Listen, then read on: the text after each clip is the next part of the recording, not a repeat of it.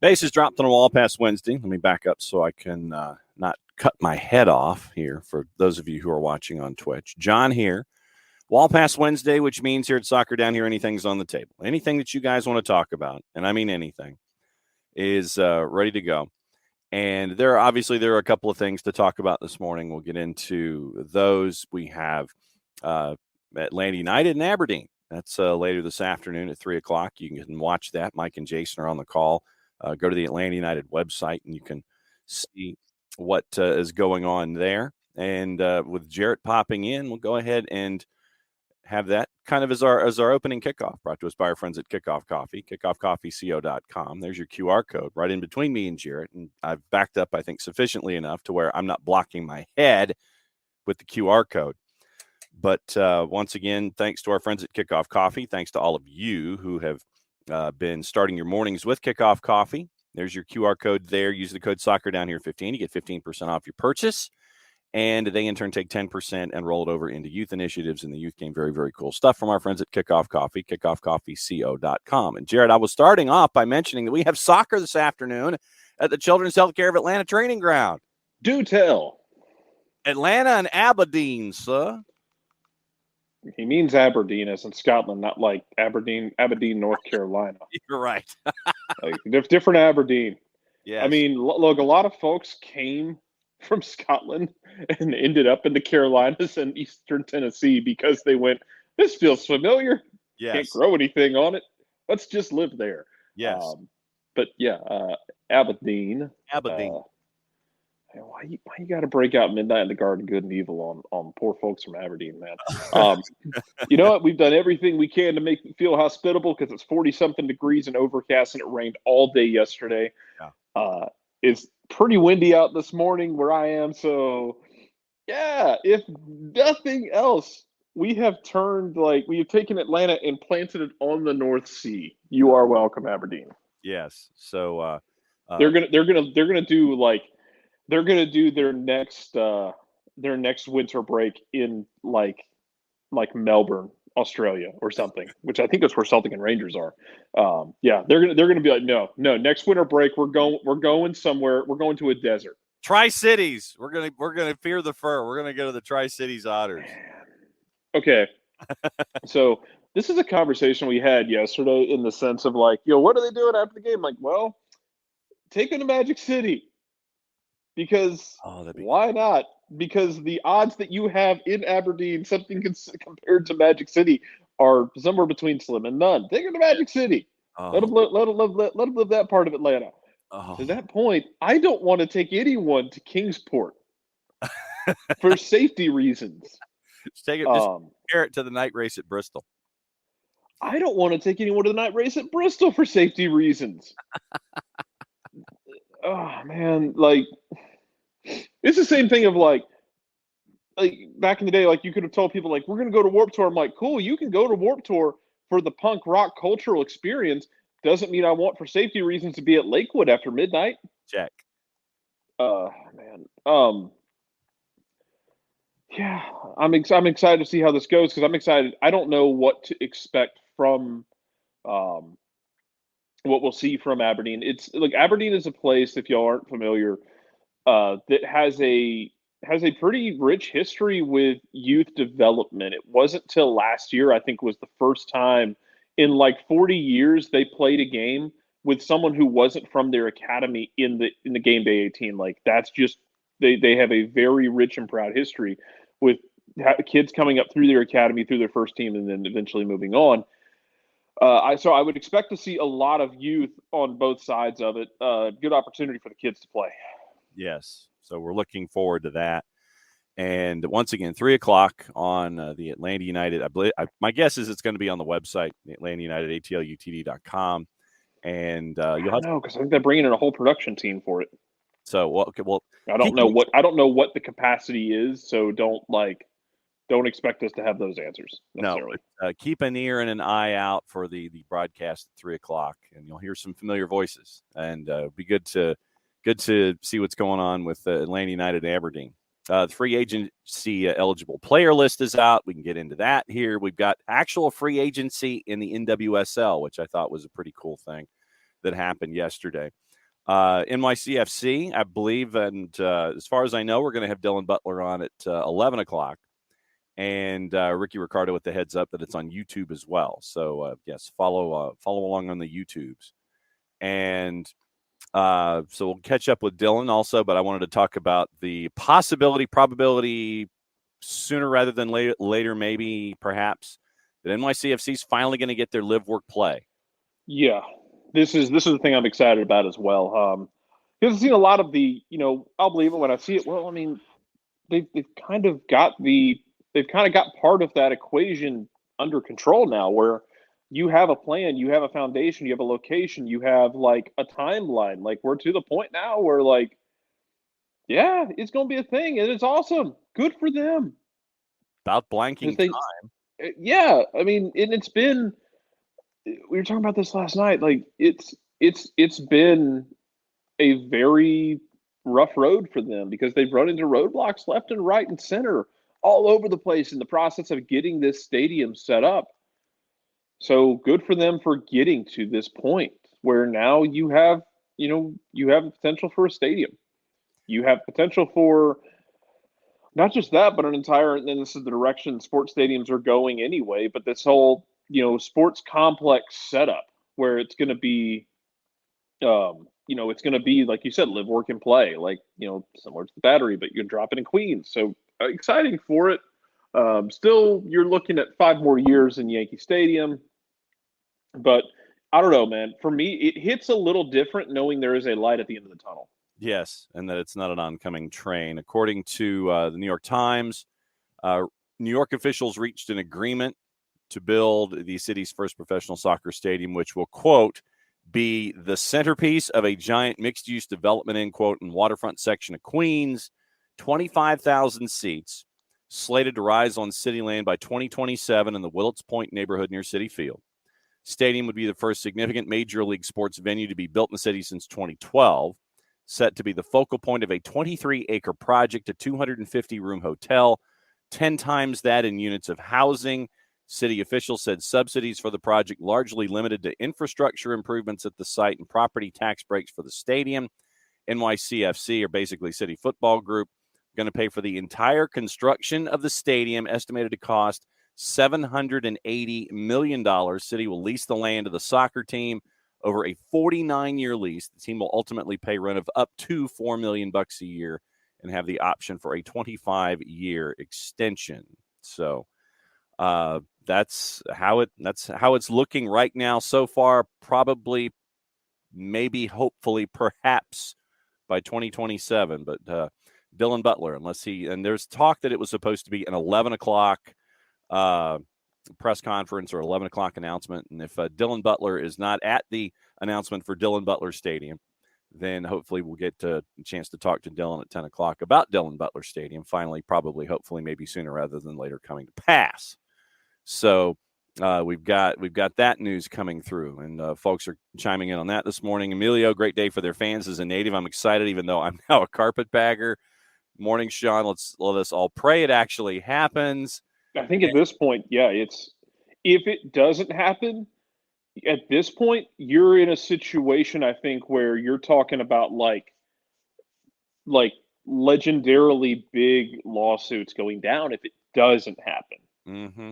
Because now you've got these plans in place. It's so put together with the plans that I think it's you're to the point now where it's happening. Yes. If something doesn't happen, something that's going to deserve a 30-30 will have to have happened for it not to go down. Yes, they will still be on Yankee Stadium and whatever else surface they can find. That is annoying. Yes. I will speak to. It sucks that they're still playing at Yankee Stadium because you'll never convince me the Yankee Stadium's properly sized, and it's just tragic.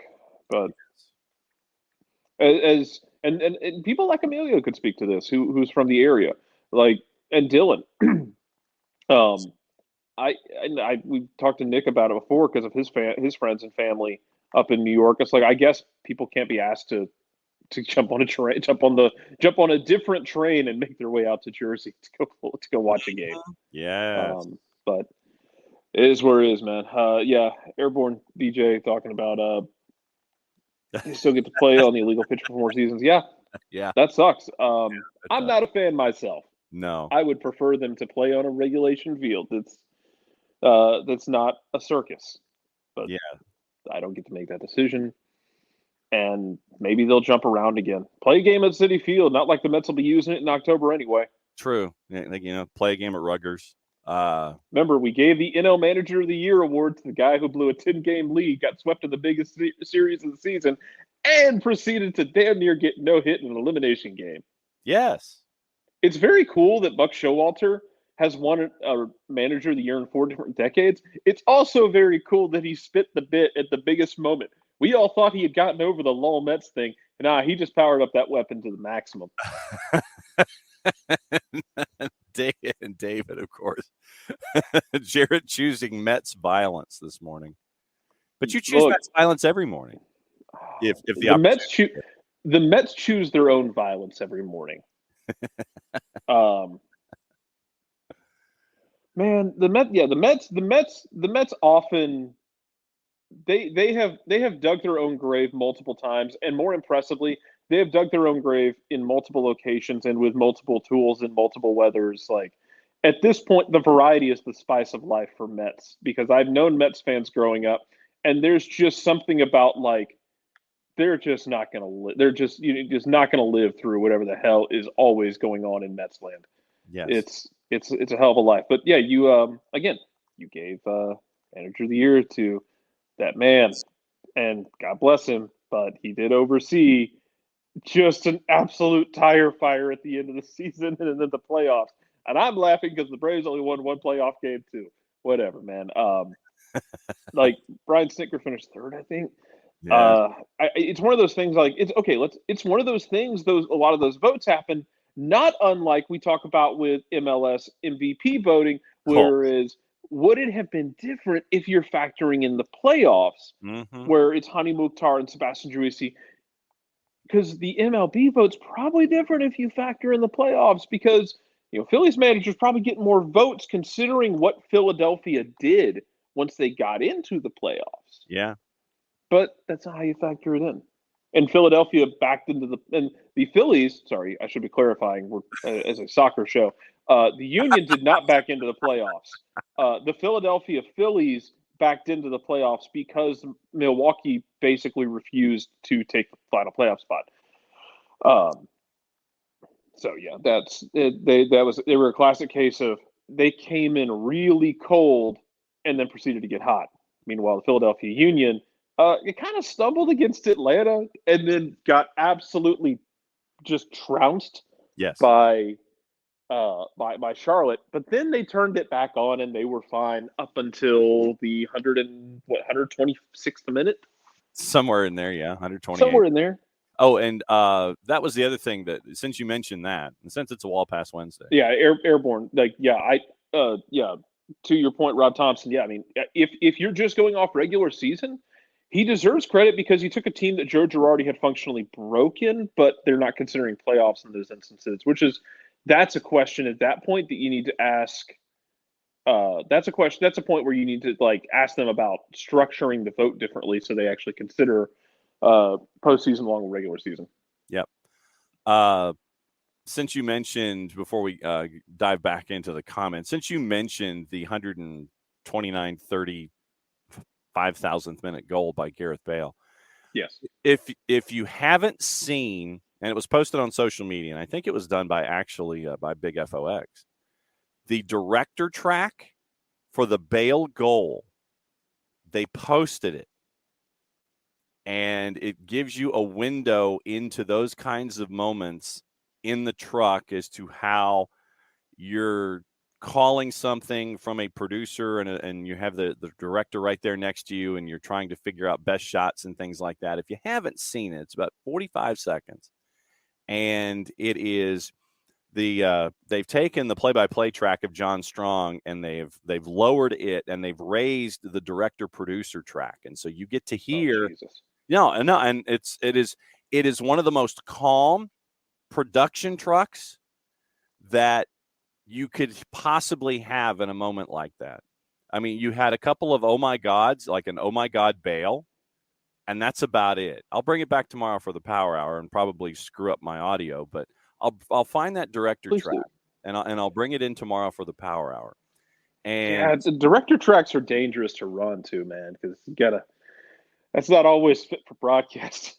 but that was the most calm production room. Let me write the note down so I don't forget. Fox director track bail. So for Thursday. All right. So I've written the note, so I should be able to remember it. But no, it's a very, very calm moment, but it gives you the insight as to how they're producing a moment like that. And it was very, very cool to hear that.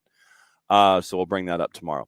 And speaking of the beautiful game, I'm going to make an executive decision for the World Cup, for that particular tournament. I am basically going to put out the bat signal every morning for the show. So when we're on the air live, obviously there might be games going on off our shoulders and things like that. In the morning, I'm going to everybody who has golden ticket status, everybody who has who's a guest, a traditional guest here on the show. What I'm going to do, Jarrett, is I'm just going to go ahead and send the link out to everybody. Yeah, go ahead. If they want to jump on, they want to jump on. Basically, that's what I want to do. It's like the only thing we cannot do is we're not going to do a play-by-play because that gets in. There's legal territories with that you do not want to cross into. That's about it. Yeah, no, but no, it's we're gonna have fun during the World Tournament. And just an talking watch along is basically what we're going to function as. Yeah. And so that's it's in processing this, I wanted to try to make it as fun and different as possible for the tournament. And so, especially during the group stage. So all of the golden ticket status individuals here at the network, in the morning, they're just going to get the code to dial in. And if they dial in, rock and roll, and we turn it into we'll turn it into an Ish Talking Fest as we're all watching everything going on around the world. So, so now we'll have fun. But now David, no, it's not necessarily chaos down here, but it's basically news team assemble is what it is. It depends on how much chaos. We're just going to report on the chaos. We're not going to try and actively cause it. If chaos happens on the field, that is between the players and God. And coming off of the early matches. Oh wait. Oh man, Nick, I'll tell you what, man. So Nick has like this hate relationship with them. That is like, yeah, if they didn't get in, then that's something they didn't deserve. Good. They can use this as a chance to like re-examine how they function and what they need to fix.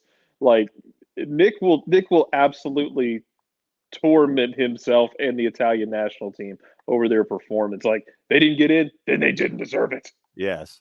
So it's a very Nick has his own energy about the Italian national team.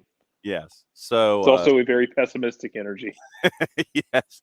So yeah, I guess airborne you could call it. Yeah, World Cup chaos down here. WCCDH. That's our new call letters. That's our WCCDH just sounds like the call letters for someone who's carrying the Kentucky-Georgia game. Yes. And it's just, they're just the repeater. Yeah, it's AM radio or it's the TV repeater. So yeah. We're gonna we can't hear the signal, but you can't hear the signal during the day worth a damn. But if it's a clear night, you can hear it in like Newfoundland. Yes. So yeah, thanks to Uncle Charlie, you could hear it in Newfoundland. So that's kind of what I'm looking to do. So we'll have fun during the mornings of the show, and just basically news team assemble. Anybody that wants to jump in can. I'm going to send out the code in the morning. Anybody who wants to join me and Jarrett can most certainly do that, and we'll have fun discussing the tournament. Folks not having fun since we're discussing the tournament. And I know that we got folks talking about NYCFC, and I want to kind of talk about that, and also I want to save it for when we bring in Dylan Butler to talk about Dylan Butler Stadium at 10 o'clock.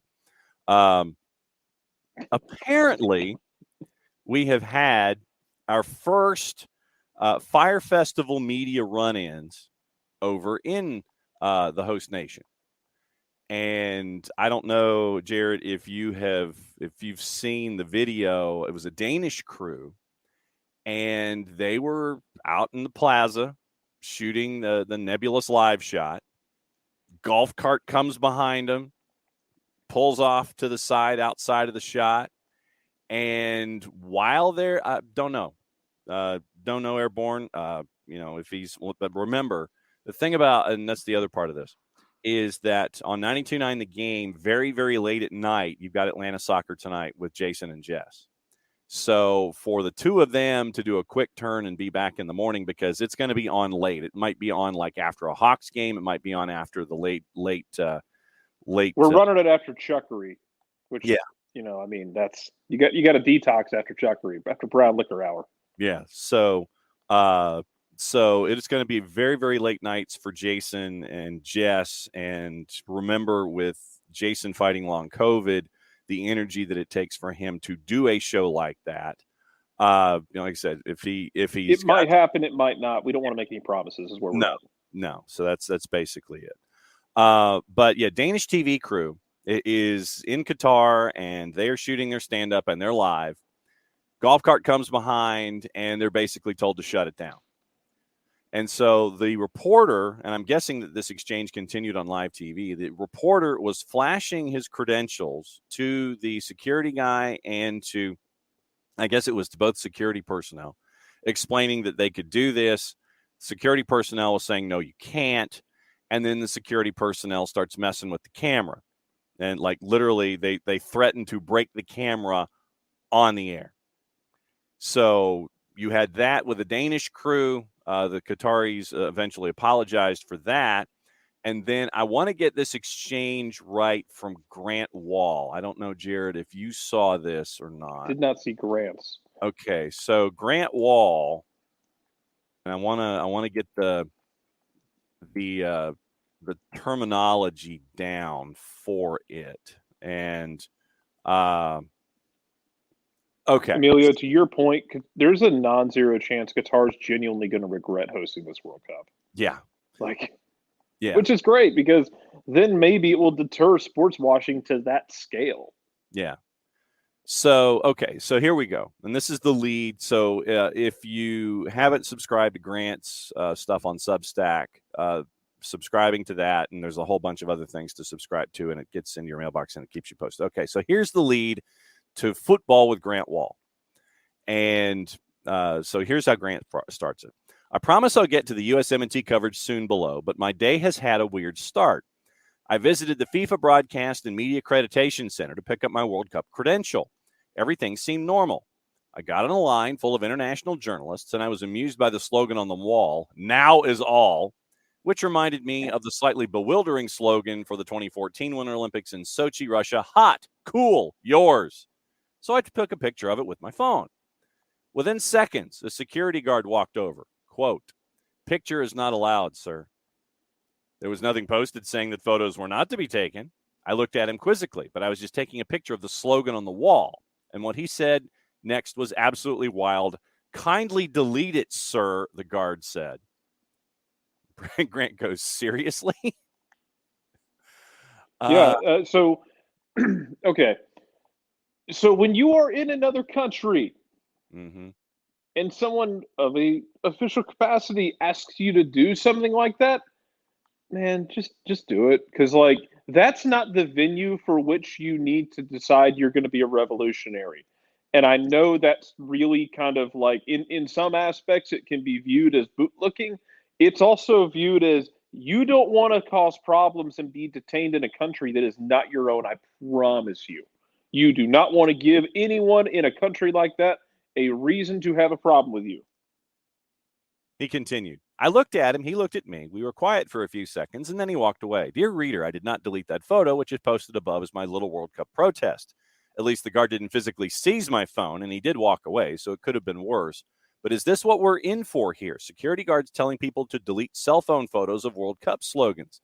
It was a subtle reminder that no matter how much organizers might say about security forces being trained not to escalate matters with visitors who might be wearing a rainbow flag or having some beers or, I don't know, protesting, those security guards on the ground might well escalate things beyond what they should, or at least create the conditions for an escalated situation when there shouldn't be any. Let's see how things go.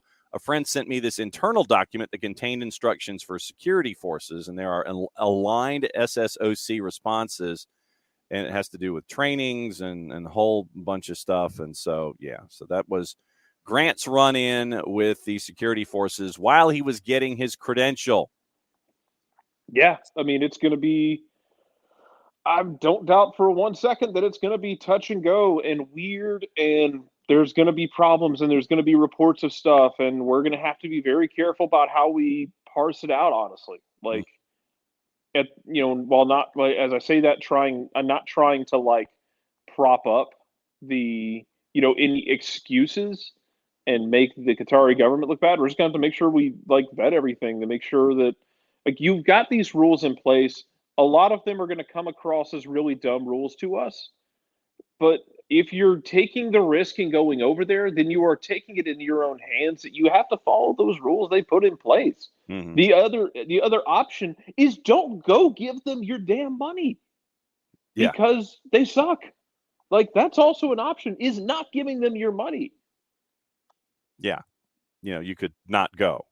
And yes, that's where I'm at with it, honestly, is you could just not go instead of going over there. Because if you go over there and you get in a situation like that, first of all, it's already like a place where it feels like that kind of situation can legitimately happen. Mm-hmm. And that's not great, Bob, for really anybody. No. And did you see the video that was posted on Twitter about the outdoor camping / pseudo living arrangements that folks can have? The fire festival? Yeah, the fire festival stuff. Because that's what it looked like. Yeah, except it actually there was bedding and there were roofs on the rooms for the individual tents that were set up, but so that was also part of what was released yesterday. You go through a tent flap, and it looked like there were 2 mattresses there, and you at least had a tent roof over your head, and it was just row upon row upon row of these things out in the open in Qatar. And I shudder to think how much those cost on a daily basis. Yeah, and to Emilio's point, there is a difference between attending a world event and just individuals visiting a country. Yeah, thank you for that point, because what I'm talking about is, like, I'm trying to clarify, like, what I'm talking about is if you decide to go as a fan, got to be aware that you're in a place that has rules that you're going to disagree with probably, but that's a matter of self-preservation. We're going to have a lot of really interesting conversations if it comes down to, like, the treatment of the teams and players by local officials or other journalists, and how that's going to go down. Thankfully, it sounds like the Grant Wall thing didn't escalate, which is good, I think, for everyone involved. Yeah, in the line while you're getting your credential. Yeah. Thank God it didn't escalate. Yeah. It's the bottom line is it ain't your house. And if you're going into somebody else's house, you're trying to be nice to make sure that you don't knock over anything and spill anything on the rug, or, that put a stain on the furniture or anything like that. If you choose to go, then it's got to be by those rules that are set by the house, the dudes who own the house, And just because you might want to kick the tires on doing something that may not be the wisest thing in the world to do, but the Danish crew, I think we may end up seeing more of that, but that's just my own personal observation in this, where you're going to have crews who have credentials shooting the generic live shots, especially early on. You're probably going to have more incidents of that. And as I guess both sides figure out, okay, what's safe, what can be done, what can't be done, that might de-escalate as we go further into the tournament. But I think that probably as everybody's trying to get acquainted with one another in the house that isn't yours, you might have more of those early than you will late. At least that's what I'm thinking, as everybody gets adjusted to one another. Yeah, I agree completely. I think that's going to be a thing. It's going to be it's going to be tricky, with getting everybody on the same page, especially early in it. Like you say, hopefully by late in the World Cup, everybody has an idea of how it's going to function. And when I say everybody, I don't just mean the journalists and the teams, but also the people who represent security, people who represent local government. Like, you gotta figure out a way to kind of find a balancing act, to find a middle ground, because that ain't going to be it. Like, it's not the way to go about things, man. I mean, I don't know. Part of me is seriously dreading a lot of this BS that's about to unfold. And to Emilio's point, like, yeah, it's going to be a mess for Qatar. And I still think ultimately, like, they or FIFA, possibly both of them, are going to regret having gone through this entire process. But whatever, because the money was worth it, right, Sepp? Mm-hmm. Freaking waste of human cells. Yeah. Well, and the question by David, I heard the USA Media tent where they have autonomy ? Has rainbow logos and other subtle protests against the Qatar government stances. I find that refreshing for U.S. soccer to be in front of something like that. It's going to be in, it was in Paul Kennedy yesterday at Soccer America, has the rundown at the at the team training site. FIFA controls signage on the field, but it's a place for federations to set up signage at its media area to support its sponsors in images sent back home. It's also a place to push back. In the case of U.S. soccer, in the media area at the team training site. So showcasing rainbow team logos in the media room and locker room areas at their training facility at Al Gharafa Stadium and the media center at the stadium, where interviews and press conferences are held. The show of solidarity, once again, this is Paul Kennedy, Soccer America, with the LGBTQ plus communities. Nothing new since 2020. The team's Be the Change initiative has allowed players to make collective statements on social justice issues. Sean Johnson quoted, "We've leaned on the message of Be the Change. That's something we've been proud of and continue to work towards being impactful with ourselves, our presence, and our platform, and will continue to be so here in Qatar. U.S. Soccer will display the pride crest and rainbow flags at other events around Doha that it controls, such as the parties it's organizing the night before each USMNT game at a West Bay hotel." So that's what, David, that's what the U.S. is going to kind of do in and around. And I agree. I'm glad the U.S. decided to go with this. If they've got autonomy in that space and they're choosing to use that autonomy for that, that's awesome, because it's damn better than the alternative. Yes. Of just sitting there silently and doing nothing just because you're there. They give you autonomy to that corner of the universe. You take it and you use it to your advantage like that. I'm very happy to see them do that. Yeah. Burns says, I don't think FIFA would get away with giving away another World Cup to places like Qatar or Russia. Russia being the bigger issue, actually too much scrutiny now. I agree. I don't think they're going to be able to get away with doing it either. But whatever. FIFA doesn't really. I would assume at this point that it's pretty easy to look at it and come to the conclusion FIFA doesn't really give a damn, because FIFA's paycheck cleared, or the check cleared for FIFA. So, they can sit there and wring their hands and, play the game of, oh man, we shouldn't have done that. This or the other, to try and clean up their image after the fact to anyone who will listen. But come on. No one actually gives a damn. No one actually gives a damn. If what FIFA has to say about this. They got their money from it. At this point, the event is going to go off. Any issues aren't necessarily FIFA's issues, so whatever. They're going to be pointing to, well, we trusted Qatar to do this the right way, and they did, and blah blah blah. They'll try and push it off. I could really give a damn what FIFA has to say about it, man. Yeah. Let's see. You've got about FIFA should try not sucking. Yeah. That should be the first step. Good luck. Which is basically which they're just not going to do. No. So, you got 15 minutes. The lists have come out of player eligibilities and free agency and things like that as we wander our way into the opening of free agency at 1 o'clock this afternoon. So I imagine that there are going to be agents knocking on folks' doors at lunch hour, like at 12:59 Eastern time, or breakfast out west if you like a free agent. That do we get a free agent frenzy today? Do we get free agent frenzy, do you think? I don't know. I don't want to get anyone's hopes up because this isn't like the NFL. Like, if y'all are familiar with the NFL, like, basically they'll announce, like, okay, free agency starts at this time. And then, but they'll have, like, deals lined up before free agency actually starts. And then, like, boom, free agency hit at midnight. Okay, deals just start flying off the shelf, but we already knew a bunch of those deals. It's not going to be – well, I shouldn't say it's not. I don't expect the same thing where, like, 1 o'clock hits and, boom, the deals just start flying out the door. Maybe a couple teams. I don't know. I'm interested to see. Yes. All right, so free agent list.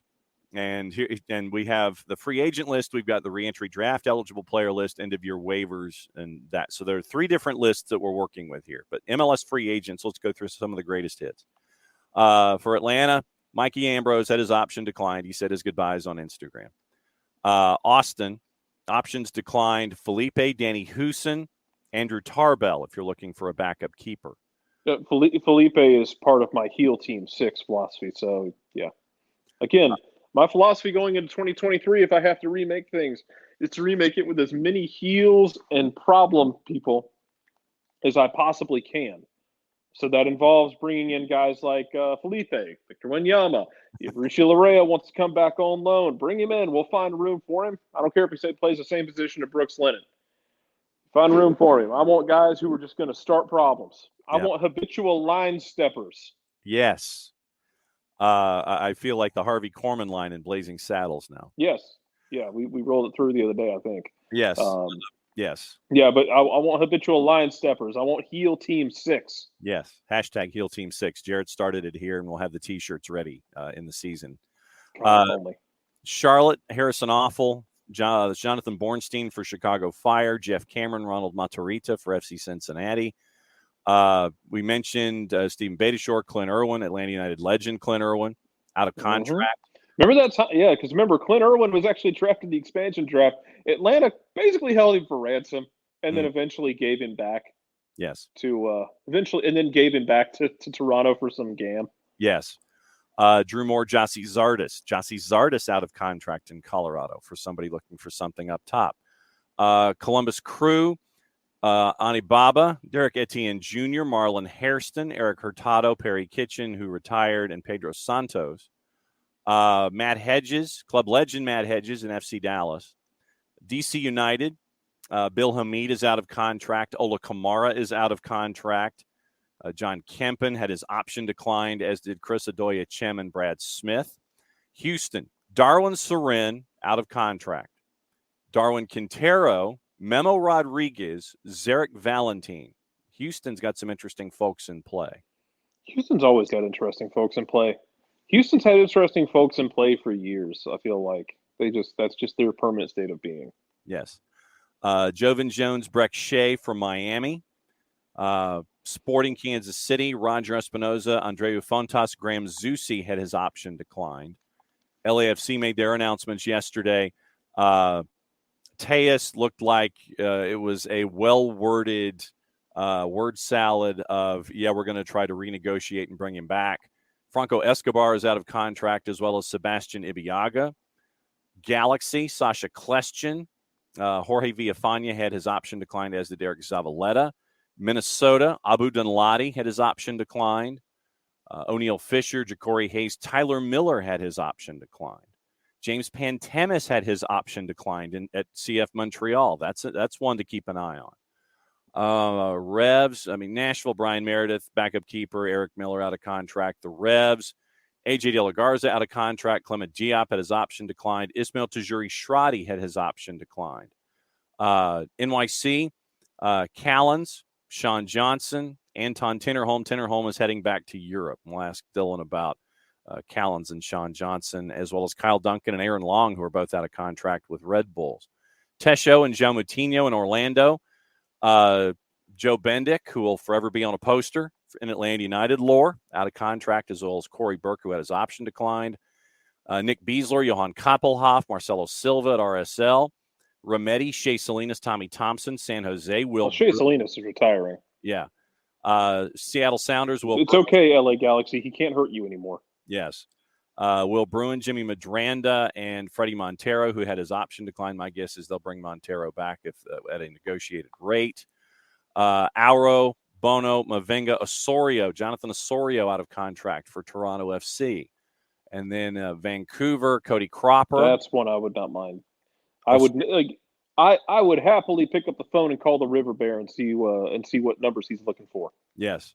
Cody Cropper, Florian Jungwirth, Jake Nerwinski, Toussaint Ricketts, who's going to be doing some TV duty during the World Cup for the Canadian rights holder. So he'll be busy. But, yeah, so that's an interesting list of free agents.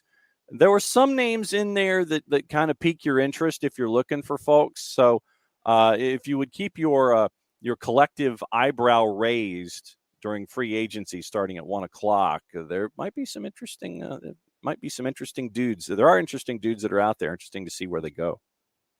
Yeah, like I said, though, they might not all hit. They might not all hit at 1 o'clock. It's not going to necessarily be. I don't expect it to be like NFL free agency where it just all hits at once, and then you're just everybody all the big names hit a deal, and then they just kind of go out from the rest of the week. It might be a while until we see how it all settles out, because guys might be negotiating deals internally, like with players who were under contract last year and saying, okay, we're going to decline the option, but maybe we want to bring that guy back on a differently structured deal, that sort of thing. Yes. We'll see. But yeah, I am. Christopher, I'm very much in the. I would love to pick up the phone and see what Jonathan Osorio wants financially, and see if we can make some magic together. Yes. Ricky and Emilio both talking about Will Bruin. I don't know what Will Bruin has left in the tank. If he does have something, yeah, that's a very interesting phone call to make, and I do not hate it. I don't hate that idea on principle, depending on what he's got left in the tank. You do still have Dom Dwyer under contract. You do still have Jackson Conway, who, if you didn't keep an eye on the twos last year, Jackson Conway took some steps forward in terms of rounding out his game overall.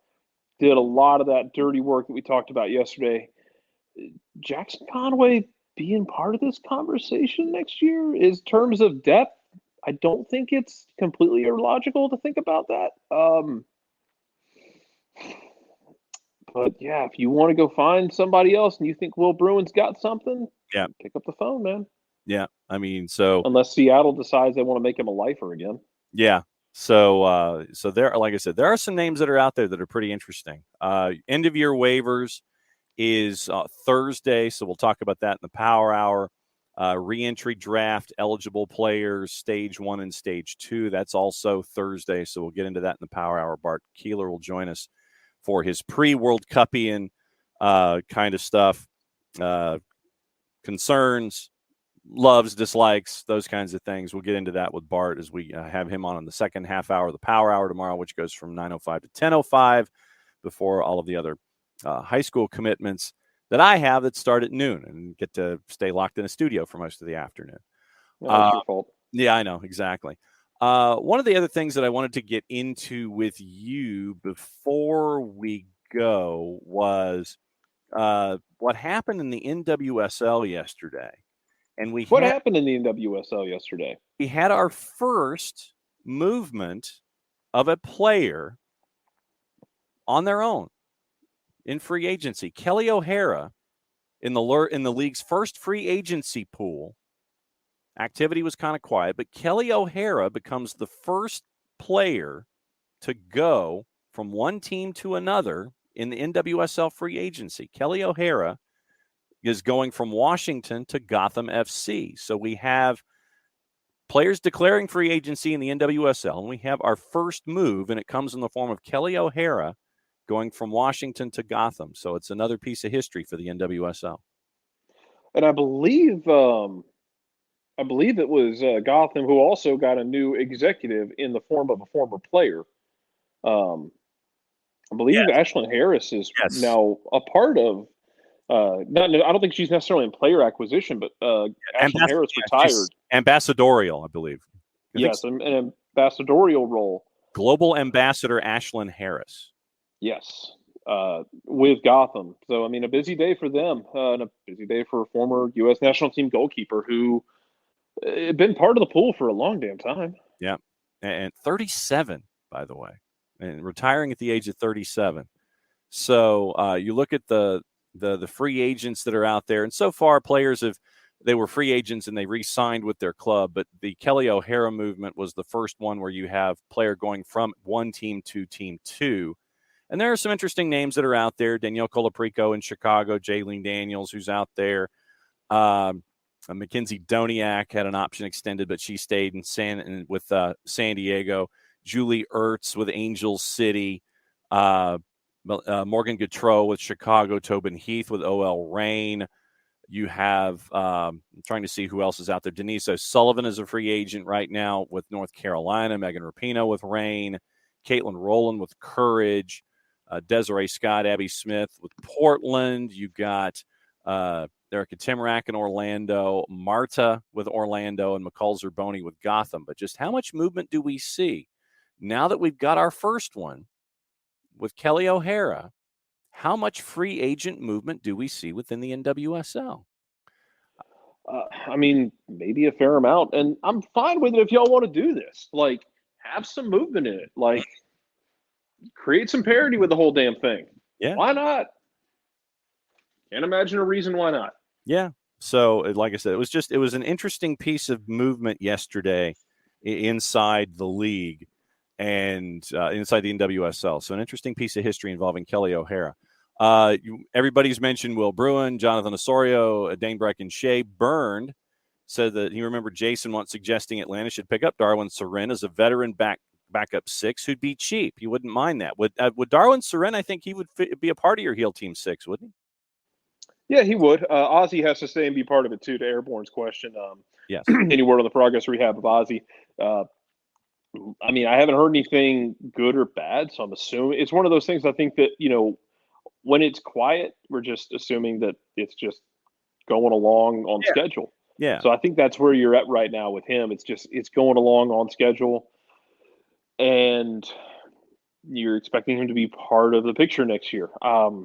Especially coming off that, I don't think you're expecting him to be a huge part of it, which is fine because I think you're excited about what you have in Santiago Sosa after what he did at the end of last season.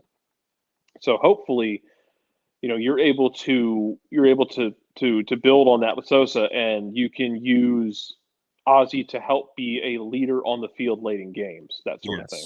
Yes, and like I said, we've seen that. I think it was April was his injury. Yeah, April or May. Yeah, and so I mean, it was a handful of games in, and obviously, you want to make sure that that he is at 100% to be the role that we anticipated that Ozzy Alonso would be when he came in. Because I mean, we saw what he meant when he was pressed into service because of the injury to Santiago Sosa. We know what he still could be.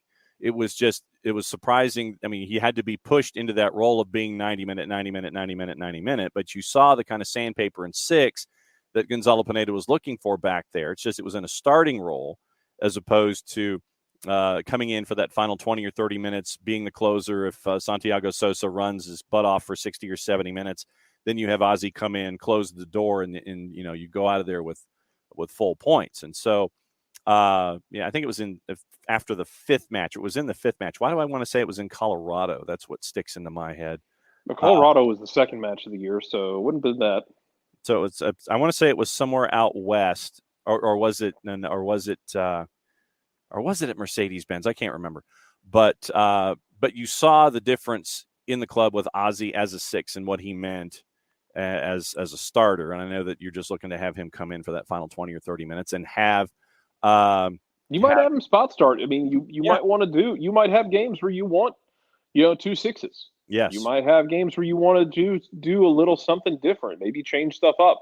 That's okay. And hopefully he can give you that, and hopefully he'll be able to to give you just mentorship on top of his ability to play on the field. Excited to see what he can give you next year. Yes.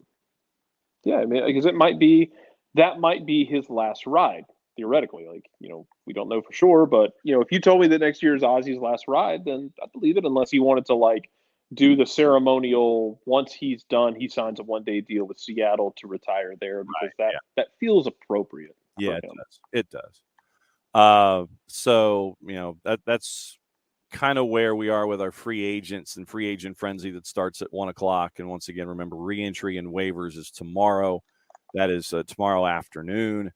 Anything else on your mind today before your Wednesday egress, sir?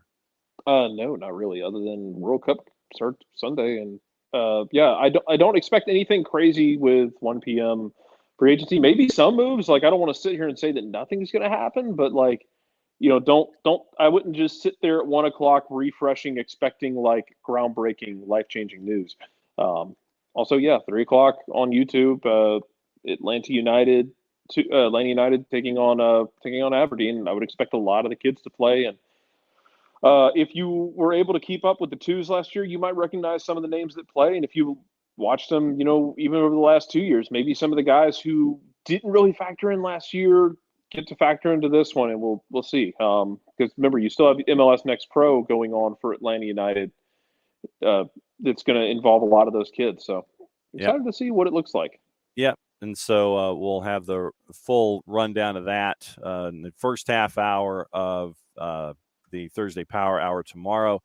Injury April 2nd, surgery April 14th on Ozzy. So the detective work from the Twitch pitch once again. There you go. Works it out well. So April against DC. And so there you go. Jarrett, we will see you on the Fridays. Sounds good. All right, be good. Jarrett Smith hanging out with us as he always does when he can, when the real world doesn't interrupt. And so Jared will be back on Friday. And so since we're at this point, waiting for perhaps the appearance of a Dylan Butler, if he's not covering the groundbreaking news out at Dylan Butler Stadium, and seeing probably maybe what could be happening with NYC before he comes in. Let me do this, take it out of loop, hit the right music, and read the promo. For odor-free, clean, fresh air, one place you need to go. It's a Lemonized Service. QR code over my left shoulder for those of you watching on Twitch. In the Lemonized Service, deodorizes enclosed spaces like houses, apartments, and condos. Lemonize has created a customized solution that eliminates all organic odors, including those like pet cigarettes and food. Realtors and property managers use the Lemonized Service to eliminate bad odors to help them sell or rent their homes that much faster.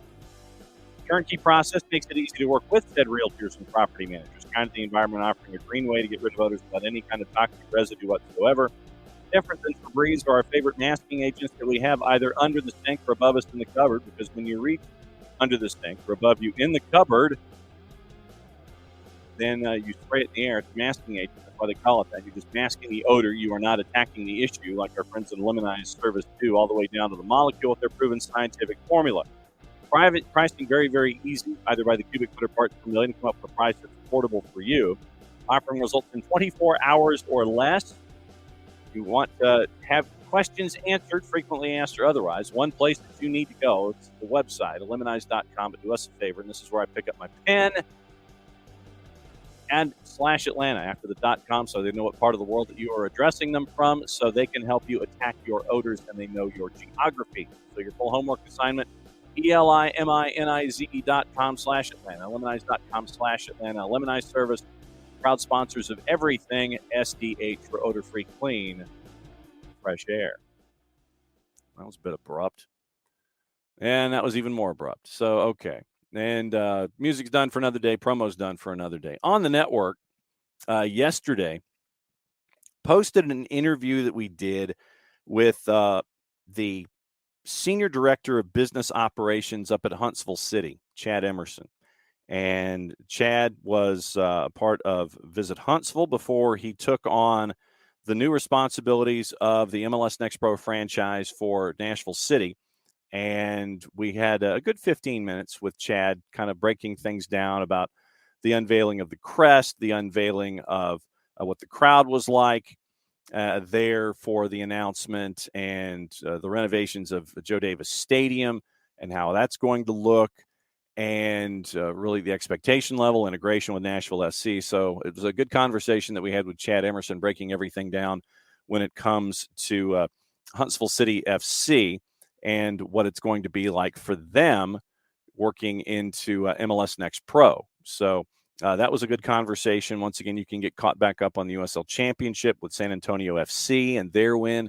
It's highlights and post after San Antonio FC gets their first championship. And also on the board, you've got, let's see, what else do we have? Oh, later today, we'll have Prem and Proper up where we go through the last week of the Premier League season leading into the break. And then we'll also have your look at St. Louis City, or St. Louis City in all caps SC. So now joining us, as he always does. All right, now, are you going to have enough time after our segment is over to race to Dillon Butler Stadium to be a part of this alleged announcement at 11 o'clock? Yeah, I'm going to have a helicopter just bring me right over there to Citi Field. So LaGuardia's right there, so it'll be all good. You're not going to get into any trouble violating any flight rules or anything like that? I mean, it's my stadium, so. Yes. So when this came up, the announcement came about live, work, play, Willets Point, and all the stuff that we've been discussing in the past. Are you still, are you still kind of sitting there and going, okay, I'm going to be Missouri here, or I'm going to be Missouri and show me? Or is this like, honestly, the rubber hitting the road and it's gone from probably, possibly, maybe to an actual something? Yeah, I mean, I think it's happening. Now it's more a point of the timeline, right? Like, when is it happening? I know that NYCFC were originally keen to have it ready for the start of the 2026 World Cup. It doesn't seem like that is likely. It's they're pointing towards 2027.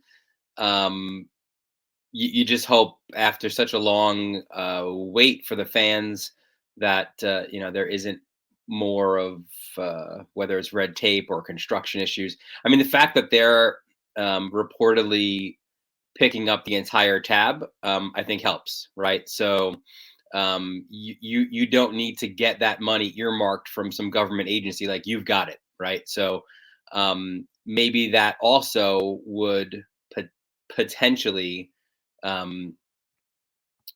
perhaps speed up the process a little bit. Maybe like I know the LaGuardia Airport had like a ton of construction work done there and revitalization of it. And I know that there's like, clauses in there for if you get the job done ahead of time, you get a certain bonus, so maybe City Football Group can throw in some sort of incentive there for those who are doing the construction work on that. So. All right. So for those of us that don't know the geography where Dillon Butler Stadium is, it's in the Willets Point neighborhood. Break down where in Queens it is in proportion to other landmarks and things like that. Yeah, I mean, the easiest to say is, if you are familiar with Flushing Meadows Corona Park, if you're familiar with Citi Field and the National Tennis Center, it's all right there, right? Like it's all in the same. Think in terms of like the stadiums in Philadelphia, right? Like how close they all are, and they kind of share similar parking lots. It would be a similar situation to that. Right now, it's a portion by Citi Field called the Iron Triangle, where there's like a lot of chop shops and stuff like that. That's part of it is getting rid of those, and that's part of the revitalization of that area. It's right off. You don't have to build infrastructure for travel because it's already there, right? The 7 train runs right there. The Long Island Railroad runs right there. You're super close to the Whitestone Bridge, the RFK Bridge. So ideal spot. Not just because of all of that infrastructure or all of those infrastructure reasons, but for others that I've detailed where I lived, I lived in Queens for all my entire life. I know the area. I know there's such a rich soccer / football culture all along that 7 train line, right? Like you've got Colombians and Ecuadorians and Argentines and Mexicans and Irish and English. Like it's incredible. Greek in Astoria, like Italian. Like there's so many cultural groups all along the lines of the 7 train. Like almost at any stop, like you get off at 74th Street, the smells in the air are incredible, like the Indian restaurants and the food carts. So absolutely, perfect. Again, I think location for this. You're making me hungry, by the way. I don't know if you've had breakfast yet. I have not. I traditionally am not a breakfast person. I go straight to brunch. But you're making me hungry with all with all of the smells in the neighborhood. Okay, a couple of questions from folks. Bernd is very, very busy this morning, so he's got a couple for you. First question. Do you think NYCFC will play at Citi Field instead of Yankee Stadium after this development, before the new stadium starts up, that is? I think they should. And we've spoken about this before. Now, look, you want your fans and the fan base, and you want to connect with the neighboring communities, right? And the best way to do that, I think, is just move all your games there, right? Like work it out with the Mets, and figure out a way to get all of your home games there. But I think that would be a really smart move for them. Just one for them to get used to the vicinity, but also for the local fans, right? Like you don't want them to have to wait till 2027 to kind of know where what food cart they want to go to, or what bar they want to go to, or it's like a dry run, basically. How can they tailgate? 100%. Yeah. So you'll have a few years to do that. And from everything that I've gathered from the fan experience and everything else, it seems like Citi Field is a better option for the NYCFC fan than Yankee Stadium is, for multiple reasons. Again, parking is more plentiful at Citi Field. It's more difficult at Yankee Stadium. You can tailgate at Citi Field. I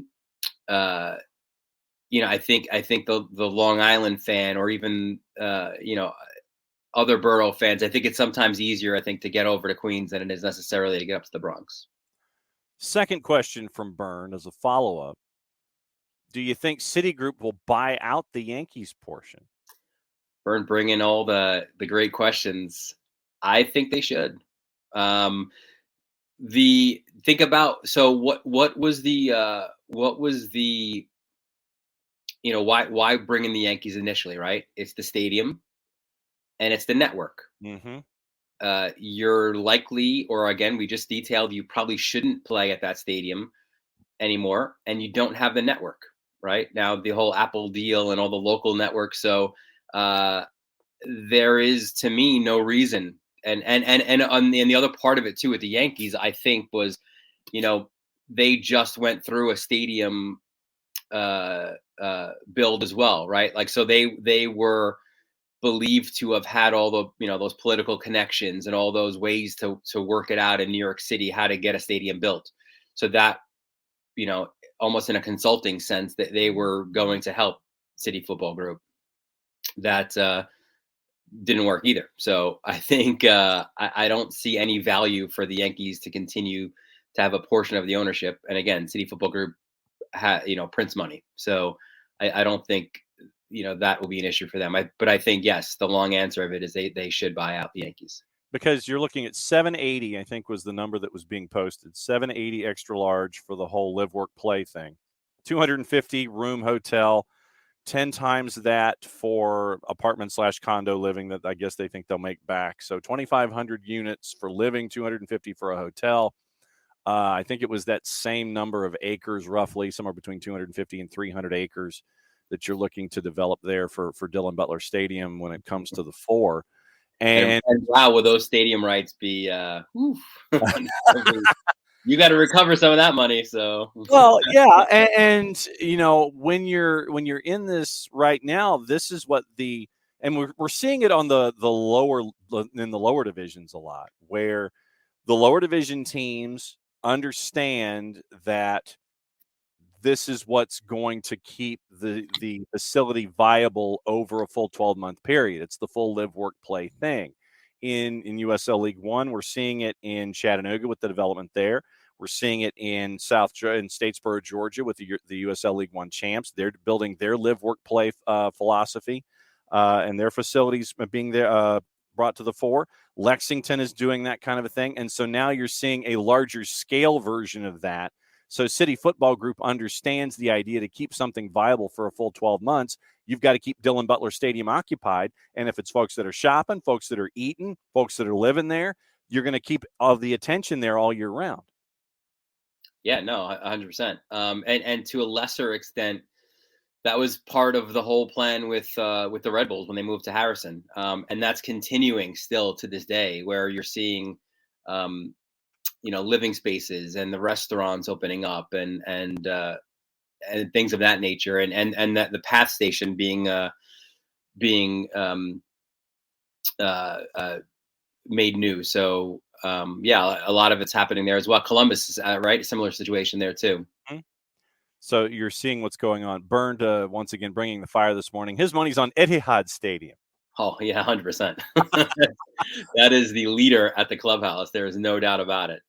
Etihad Field at Etihad Stadium, or Yes, and then perhaps you'll see Pep Guardiola wandering the touchline or having some kind of a role with NYCFC by that particular point. He loves New York. What's the mug this morning, sir? We're going Dad. Okay, so the Dad mug is out this morning. I forgot to ask you about your high school experience this past weekend, but to get things started. So what happened with your high school experience last weekend? The Friday night game, because of this crazy weather that was coming off the coast, got moved to Saturday night. So it ended up being a bit of a day-night doubleheader for me. So I had a 1:00 game between Holy Trinity and Fordham Prep, and then a 7:00 rivalry game between St. Anthony's and Chaminade. So the favorites won there, and much like the MLS Cup playoffs, the top two seeds in each of the conferences in the Catholic Football League are playing each other in the championship games, and I have that championship triple header. Ooh. Saturday. Yeah. A lot of phone calls with coaches, a lot of chart work, adding up stats, 11, 2, and 5, and there is no way the 5:00 game gets off at 5:00. So I would say 7:00 at the earliest. We're looking at temperatures in the low 40s, high 30s for the nice open window press box. So are you allowed a space heater below your? I'm gonna go with my hat here. I'm gonna go a little Jason right here. There we go. Okay. Yeah, I'm gonna go with that look a little bit. Get the get layers and that. I'm not sure about the space heater. I think so. So. Okay. MLS free agency. We have free agency names. Are you anticipating free agent frenzy? Are you anticipating agents knocking on people's doors at 12:59 later today and sitting there going, "Hey, we want your client. We want your client at 12:59," and then it's like, "I'm not allowed to open the door till 1:00." Those kinds of things. Or in Seattle, "I'm not allowed to open the door till 10 a.m. Well, what did we see last year too? Right, we saw Sean Davis get. The private jet picks him up, and he gets treated to the suite at a Nashville Predators game, right? Like so, and we also saw the value in it, right? Like all you have to do is look at who won the MLS Cup, and some of their biggest move, or one of their most important moves was a free agency move, right? And bringing in Ilie. So yes, as the parameters expand in MLS free agency, so too the importance of free agency, right? It's not quite that of other sports yet, right? We don't have a full show to figure out a decision being made by a certain player yet. Maybe that changed with the Apple TV deal, but there's certainly plenty of quality players out there. I think it'll be an interesting few weeks. I think the World Cup maybe changes that a little bit, because there's decisions to be made for certain guys who are free agents, perhaps going to Europe. You think of an Aaron Long, right? Yes. Where he's a guy who twice at least had moves set up to go. I think it was West Ham both times, and both times the Red Bulls nixed those moves. Now he's a free agent. He doesn't have to worry about the Red Bulls nixing a move, and he made it clear that he wants to go to Europe, right? So maybe he has a good World Cup, and those suitors come calling. So Jonathan Osorio, another guy as well, who's been linked with moves overseas. So I don't know if it's going to be a frenzy immediately, but there will be some there is talent out there for sure. I know that we all kind of sit there and we're looking at big names and things like that when it comes to players who might be in demand. And I know that's also tied to what your team philosophy is more than anything else. But, you mentioned Osorio. Who else would sit there and be like maybe your top 5 or 7 names that you want to keep an eye on the Dylan Butler free agent tracker? Who are the guys that you're interested in seeing who moves the most? Yeah, I mean, I think the two of the biggest ones are right here in New York City, right? Like, I think Alex Callens is right at the very top of that list. I've got to think that to me, NYCFC had 3 big decisions to make at the start or the end of the season, the start of the off season. You had 3 big names who were out of contract. It was Anton Tinnerholm, Alex Callens, and Sean Johnson. Not necessarily in that order of importance. Tinnerholm is going back to Sweden, so that's taken care of, and they sign his now full-time replacement, Tavon Gray, to a new contract. Right. Now your other 2 are the big ones, right? Callens and Johnson. To me, you've got to lock up Callens first. That's super important, and he's going to command a good amount of money for sure. I love Sean Johnson for a number of reasons. I love who he is in the locker room. It's the big reason why he's in Qatar right now. The leadership factor. He's very good as well. We know that goalkeepers have a longer shelf life, right? Like they like fine wine, they get better with age. It would be a great bit of business to keep both of them for sure. But I think if it's like a one or the other, you keep an Alex Callens, and then you figure out your goalkeeping situation. But obviously, yes, NYCFC wants to keep both, but they're right at the very top of it. Long again, Osorio, like a Derek Etienne is another guy who can provide value with explosiveness on the wing. I don't think there's a lot of depth in terms of wingers this year, so he's a guy for sure. I think those are your biggest impact guys, and then you kind of maybe take a step below, and you've got guys who who could be depth pieces, like a Sebastian Ibeagha, for example, who was originally NYCFC, now with LAFC. He's provided minutes defensively there. Tyler Miller, James Pantemis, in terms of goalkeepers, right? Those are guys who can provide some depth, maybe a goalkeeper, or push for a top position. I think Orion Hollingshead still has some value. We saw that this year, right? What's tough with him is just like age-wise, when does he age out, right? Like we start with, like, we were talking about Sporting, right, for so long, and they seemed like they were getting older and older. And Portland too, but Portland didn't age out, right? Like, and Sporting guys did. Like, what's that cliff, right? What's that level for Hollingshead? So that's a good question there. And even a Franco Escobar too. He's another guy who probably has interest overseas as well, but he's a possibility. And Seba Mendes is a super interesting one, right? Like, what's his deal? Is he also another guy making a move? So to me, I think those are some of the biggest ones. You've got Corey Burke, testing the waters. I think he has a great role in Philly if it's embraced, but again, you have an opportunity of free agency. You want to test and see what money's out there. So I think he's another interesting one, but I do think he's got a good fit there in Philly. Those to me are probably some of the bigger ones. Again, Eric Remedi, again, I think at this point of his career, probably that depth piece at a number 6. Right. But we've seen how valuable number 6s are. Maybe not as, maybe a little bit below those guys, but yeah, no, there's value out there for sure. I don't know if you've heard, but there's a tournament starting this weekend that involves a couple of countries, and is it a U.S. Mexico tournament, like another? Did we add a 6th one? Yeah, the Dylan Butler extravaganza, the Dylan Butler soccer extravaganza is what we've been added. When it comes to the tournament in Qatar, by the way, I am opening up the forbidden door for the entire tournament for all of our guests to basically come in whenever they like and discuss things, because I figured during our time there's going to be a match on, and obviously we can't take over for John and Stu, but we can talk about what happened in the match that happened while we were sleeping. We can preview what's going to happen later in the day and kind of work our way around. So if you, and I'm going to send a link out every morning.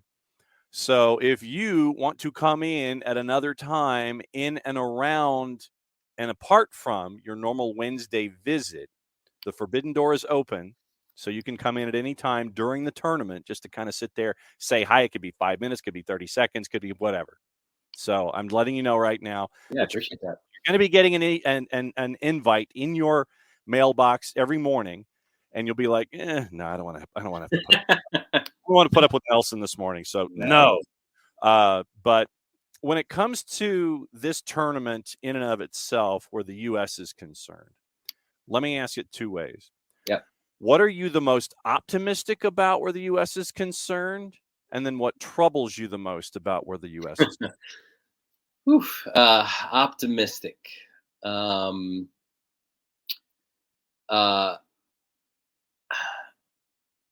would think it's more sort of a macro optimism that the World Cup always opens up the sport to fans who are not soccer fans, right? Like the casual sports fan. So it's a window of opportunity, especially from a U.S. standpoint now, to hook in some people, right? Like the storyline is clear for this U.S. team, right? The youngest team at the World Cup.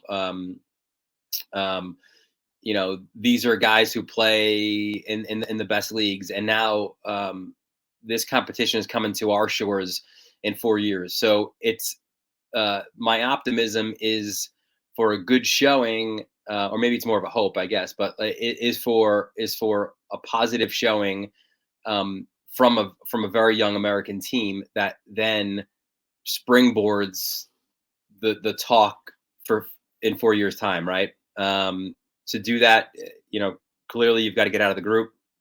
Would love to see at least one knockout round win. 2 would be amazing. But for sure you have to get out of the group. The worry or the concern for me is when you saw the way the U.S. struggled in their final 2 tune-up matches, those teams were picked for a reason, because that's the way that teams in their group are going to play against them. And there was a struggle there. So that concerns me, that, to see the same style and then to struggle against it is a concern. I'm concerned, as much as you are excited about the youth and the future, that also worries me here, right? Because it's, while they have stepped up in big spots against Mexico, that's still familiar for them. Wales and England and Iran and the magnitude of the World Cup is not. So my concern is maybe it being too big of a stage for the young American players. which then, again, then it's craziness on U.S. soccer Twitter and No, calling Berhalter out, that's and never happened. I would love for somehow this tournament to end with an optimistic tone for however the U.S. or at whatever stage the U.S. exits. Then taking your optimistic tone as a part of the equation, if there is reason for optimism after the tournament is over, do you still bring back 3GB, or are you the kind of guy that sits there and it's like, no, one cycle's good for me when it comes to who my World Cup, my national team manager is? What's your philosophy on that? I'm kind of on the fence. I'm not completely against it, but it is a long stretch of time. But I don't just go for a change for the sake of change, or because of term limits, if you will, right? Like I don't. I think it could still work beyond 4 years. Although everybody sits there and points at Jurgen Klinsmann and Sanu Galati, and they're like, okay.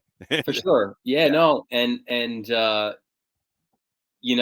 I think the intrigue a little bit then is, even though he's kind of, he's made recent statements to say that he is maybe not for the international game, but I think he's just looking to make sure that his bosses are happy with him. But I think of a Jesse Marsch as obviously being the next ideal candidate, right? System wise, playing with these young guys, you've already got so many of these guys at Leeds, so where there's certainly a familiar factor there with him. But I think how the U.S. does in Qatar obviously is going to dictate sort of those decisions going forward. And the Airborne DJ's in this morning about the successor, whenever that happens, with Berhalter. I'm still dreaming about the possibility of Pep. He said he wants a national team job in 23. He's coming to NYCFC. Come on. That's true. He is coming to NYCFC. He's probably going to have one of the top floor apartment condo things, or he's going to have like the most expensive room in the hotel. Whatever the most expensive room in the hotel is, there in that 250. In the Pep's a Manhattan guy, bro. Like, it's not happening. Like, I'm a Queens guy. He's a Manhattan guy. He's not as luxurious as that might set up could be for him. He'll be in Manhattan for sure. So, all right, somewhere along Central Park West. I was going to say, what's the ritzy schmitziest place that he could be in Manhattan when he comes to town? Yeah, I mean, you've had guys. Thierry Henry, I think, was down like Tribeca. I think I forgot where Vieira was living. Dome was in Manhattan as well. Yeah, you can go Central Park West. You can go, Tribeca is another spot. Yeah, I mean, honestly, like, it's Manhattan, right? So, like, I think anywhere you go, I think it's gonna be a ritzy area. And he'll have a town car at his disposal to take him to and from practice at Willets Point. Dylan, as always, great to catch up with you, my friend. In 30 minutes' time, we can't wait for the rollout, allegedly, possibly, probably, maybe, of Dylan Butler Stadium. It's happening. Listen, the mayor's going. I got the notice last night, so the mayor of New York City will be there. So at 11 o'clock, the rollout of Dylan Butler Stadium at Willets Point, the new future home of NYCFC and everything Dylan Butler. What's the latest with you? With we found out what's going on with high school. I'm a couple of weeks behind you for our 3-day extravaganza where it's 13 games in 3 days, including flag and high school football championships. And I will lose 10 pounds by the time we're done. So what else is going on with you at MLSsoccer.com and OSDB? Yeah, no more. Obviously World Cup is front and center, right? So I'll have a big World Cup preview for OSDBSports.com and working on a story for MLS. Looking back a little bit to the last time the U.S. played England in the World Cup and kind of revisiting it with some of those players from that team. So that should be fun. Very, very cool. At Dylan_Butler. Enjoy the rest of your day with your dad mug. Go enjoy the rollout of Dylan Butler Stadium. We'll catch up with you next week, my friend. All right, buddy. All right, Dylan Butler. Dylan_Butler. And he's leaving right now. He's going to the roof. He's heading to the roof. He's hopping in the helicopter. And he's heading to the rollout of Dylan Butler Stadium there at Willets Point. We cannot wait. I want to see him with the big pair of scissors, with they have like the red tape with the things at the movie theaters to keep you from crashing the lines. You'll have like a bunch of dignitaries. The mayor of New York City is going to be there. You'll have them all sitting there and holding that little piece of the red tape. Dylan comes crashing in with the big mega pair of scissors. He sits there and he goes like this, and he chops it up. And so that makes it officially official that Dylan Butler Stadium, Willets Point, press conference with the mayor of New York City coming up the top of the hour. And Dylan himself is going to cut the scissors and the red tape to get the thing started. So it's always fun to catch up with Dylan.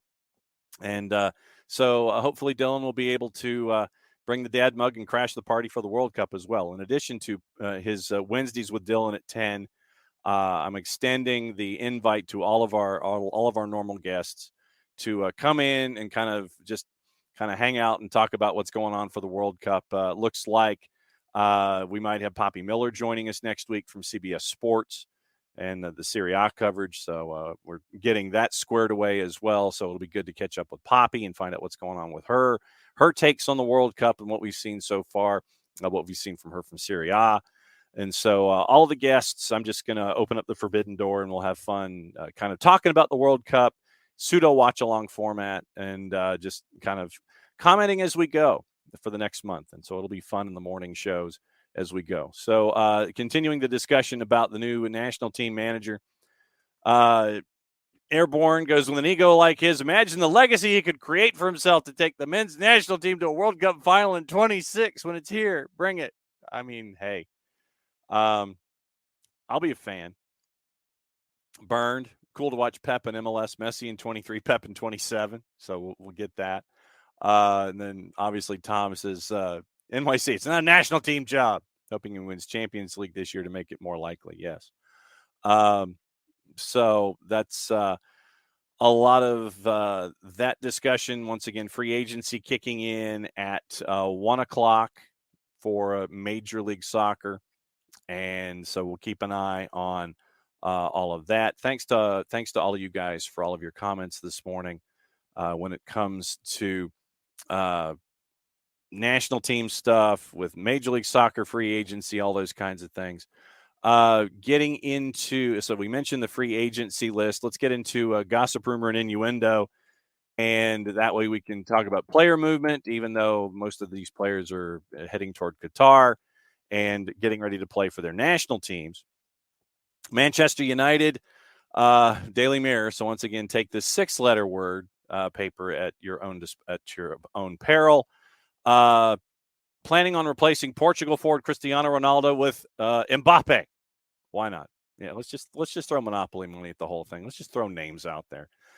United boss Eric Ten Hag says Ronaldo should not play for Manchester United again following his tell-all interview with Piers Morgan. That's from the 4-letter. MLS side Inter Miami have held talks about signing Ronaldo. Of course, that's from the 3-letter paper, so take that information at your own peril. Manchester United target Benjamin Pavard said he would be open to joining AC Milan from Bayern Munich, despite the France defender being heavily linked to Manchester United. That's from our friends at Football Italia. Let's see. Who is not interested in Milan Skriniar? Manchester City, Chelsea, Tottenham, Liverpool, Arsenal, Manchester United, all interested in signing him with Inter Milan, hoping the 27-year-old will sign a new deal. That's from our friends at 90 Minutes. Everton have no plans. All right, so let me ask you this.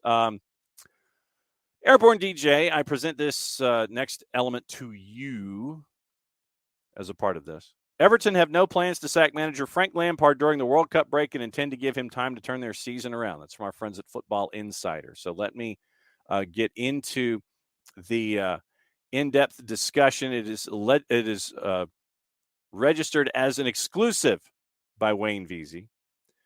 Goodison Park Chiefs have discussed the manager's position over the last 72 hours following the defeat at Bournemouth.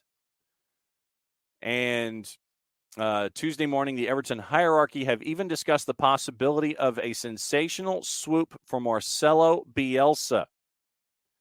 So keep an eye on that. Remember, Bournemouth beat Everton 3-0 on the weekend.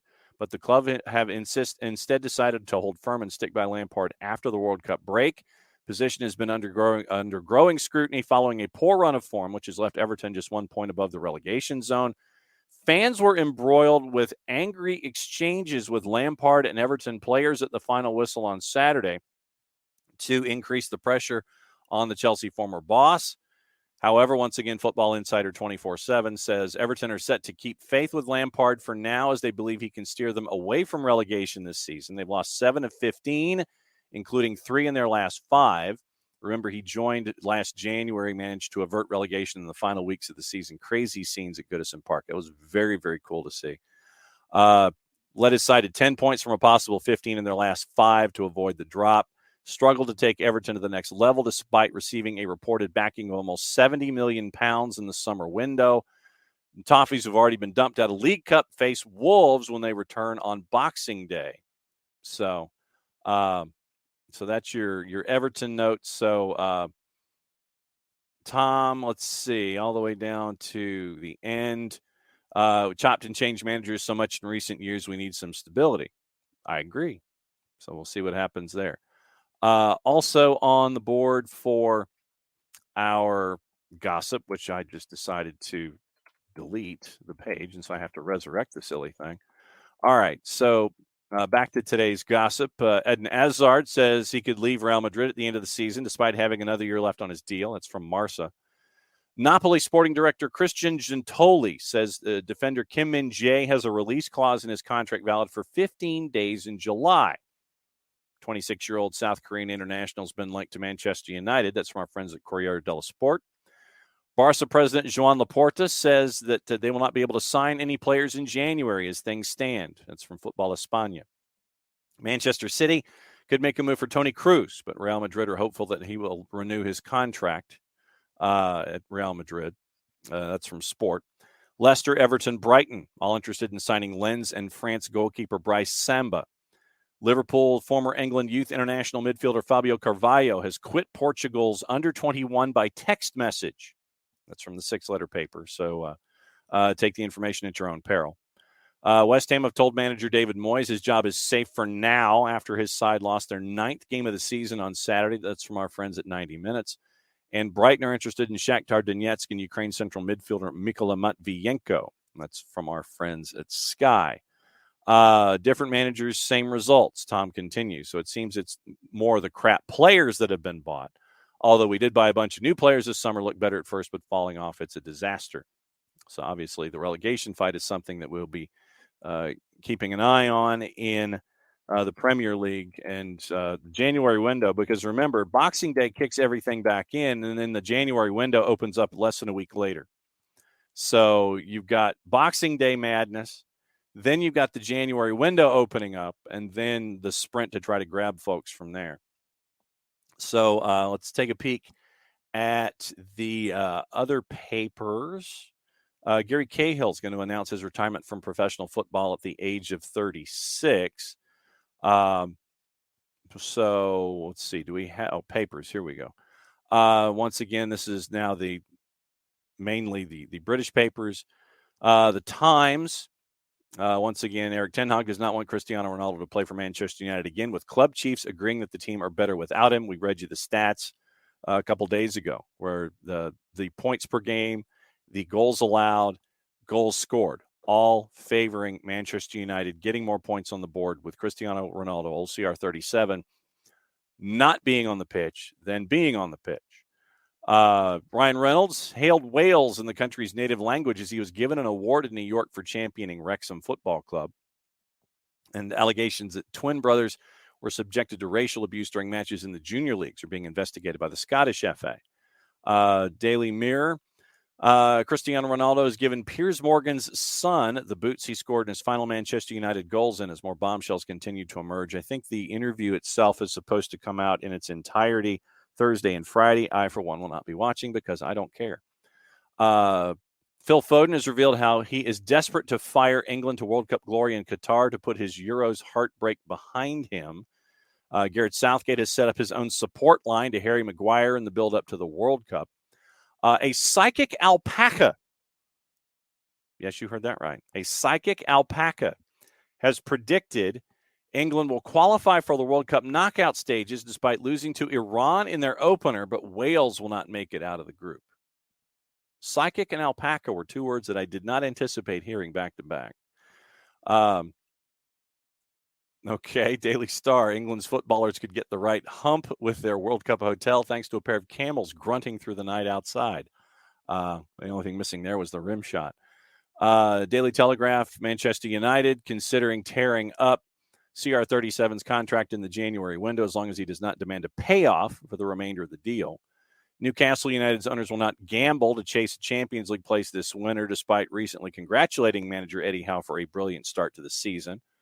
Gareth Southgate planning to help England's players cope with the intense heat of Qatar by holding morning training sessions this week ahead of the World Cup opener against Iran on Monday.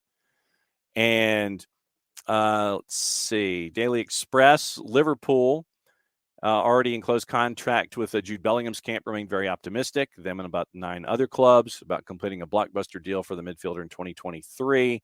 Daily Record. Rangers boss Gio van Bronckhorst could be spared from the sack because he's still picking up the tab for stopping Celtic's bid for 10 in a row. Celtic believe double-winning boss Ange Postecoglou will knock back any advances from Japan after the Australian shot to the top of Japan's wish list to replace head coach Hajime Moriyasu if he flops at the World Cup. Martin Boyle facing a race to be fit to represent Australia at the World Cup after the Hib star missed another day of training, which has prompted Socceroos boss Graham Arnold to fly in a replacement.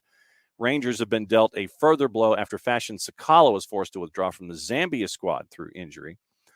Scottish Stars given an armed guard as they went on a walkabout from the team hotel in Diyarbakir on Tuesday ahead of Wednesday night's friendly with Turkey. Turkey boss Stefan Kuntz has promised Ridvan Yilmaz he will come to Scotland to see the Rangers defender once he's fit. And Kyle Ferguson has opened up on his release from Rangers as a teenager, revealed it almost made him quit football altogether. So that's the news from the papers, all the news that's fit to print.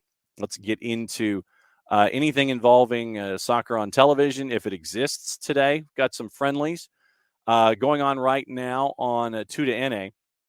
It is the UAE and Argentina. Then at 1:30, Mexico and Sweden. That is simulcast on Univision. VIX Plus has Poland and Chile at 11:50, Albania and Italy at 2:35. So let's get into juice boxes for the games of today. Most of them obviously are going to be friendlies. We've got lower division stuff going on right now in Asia. Croatia beat Saudi Arabia this morning at a -135, 1-0 for your friendly that started at 7 o'clock this morning, even before we were on the air. Uzbekistan beat Kazakhstan in a friendly 2-0 at a -118. Right now, you're dealing with action in lower leagues in Africa, in the Middle East.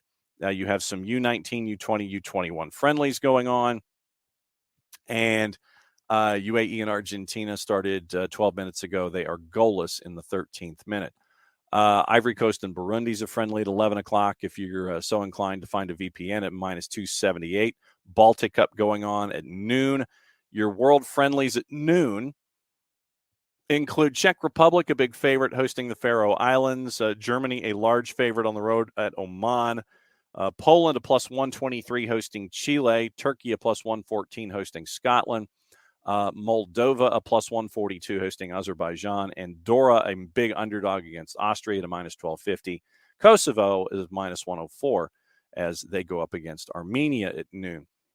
Cyprus, Bulgaria, Gibraltar, Liechtenstein friendlies at 1 o'clock. Lower division play in Europe is going on in the afternoon. Coppa Italia is also in the lower divisions this afternoon. Mexico and Sweden at 2:30. Mexico is a -102. Your draws a +229. Sweden's at a +300. Algeria and Mali is also going on at +230. You've got some FA Cup action going on at 2:30. Italy's a -204 and they're friendly at 245.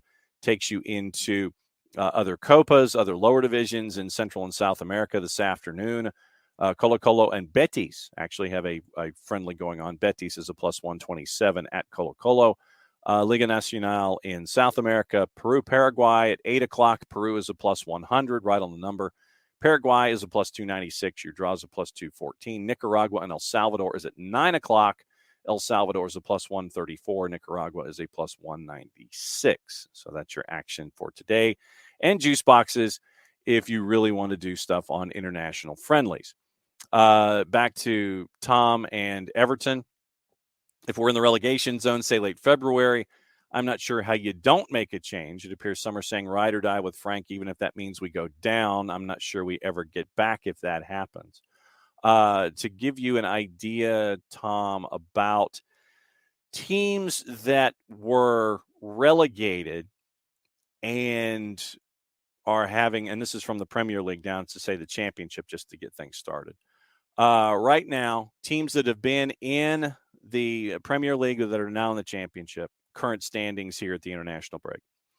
Burnley number 1, Sheffield United number 2. They're in the automatic transfer spots. Watford, Norwich in the promotion playoff right now at 4 and 5.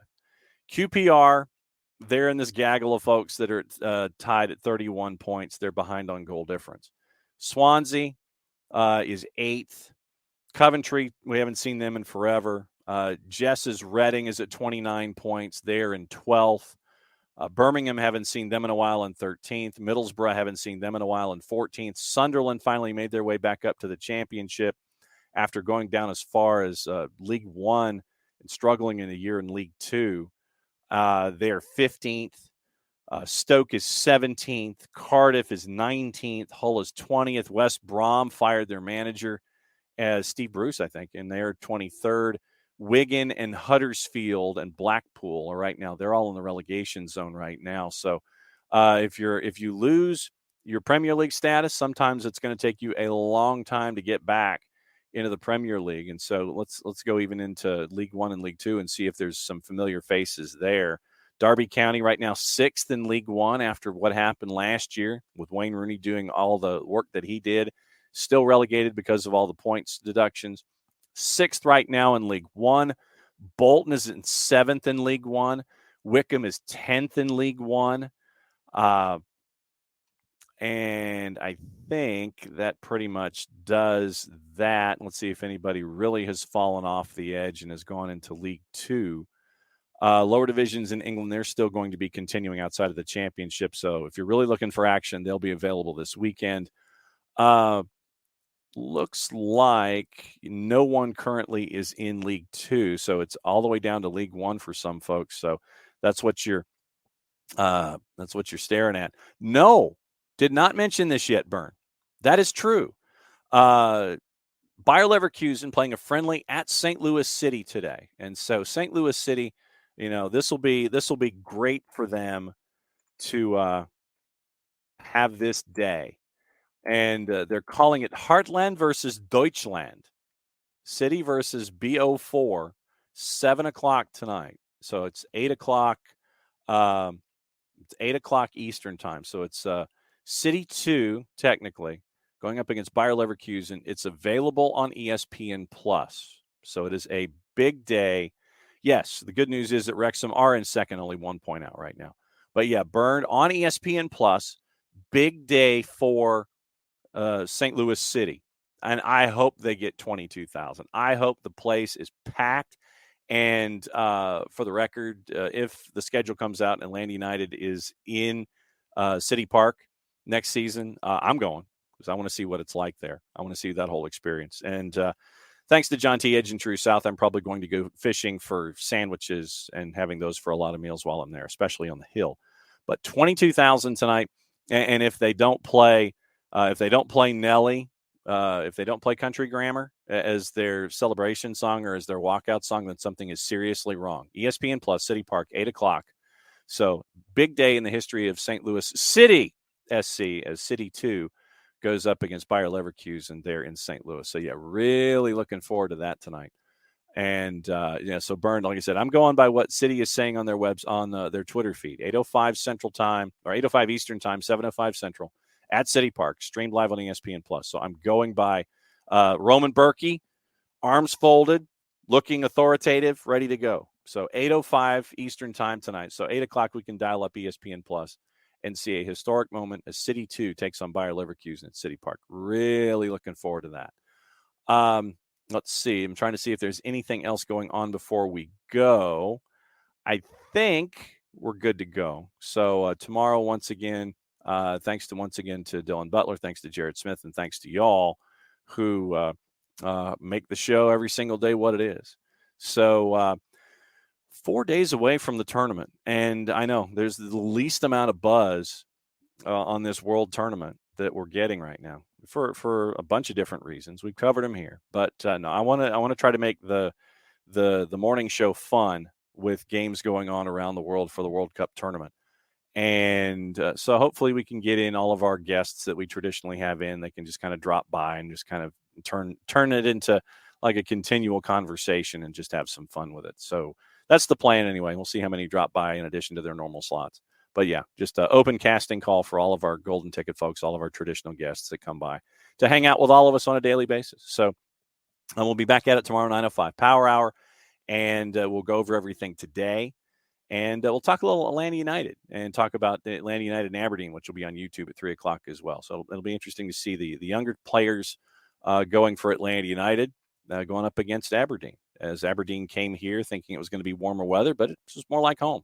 Temperatures in the 40s, and it rained all day yesterday. So for everybody here, that is for me, for Jarrett, for Jason, and for Nick. Thanks for hanging out with us. We'll be back with a Power Hour tomorrow, and we will roll through everything going on in the world of soccer as we always do. And thanks. Without you, we couldn't do it every single day. So thanks to Dylan Butler as well for crashing for Wednesdays with Dylan. All the segments will be out later today on the app, and you'll have other programming recapping what we saw from St. Louis in the expansion draft. Prim and Proper will be up later in the afternoon. And we've got some other stuff planned with some other teams as they continue their conversations as well. If you missed it, Chad Emerson from Huntsville City talking about Nashville SC's version of MLS Next Pro franchise. It's going to be in Huntsville, and we talk about that. That's on the network as well. Don't forget to download the Soccer Down Here app, available iOS and Android, and we'll be back at it tomorrow morning at 9:05. So for everybody here at SDH, mucho platial, and play it safe, everybody. So since it's the end of the show, that means I get to do this. We'll catch up with you tomorrow.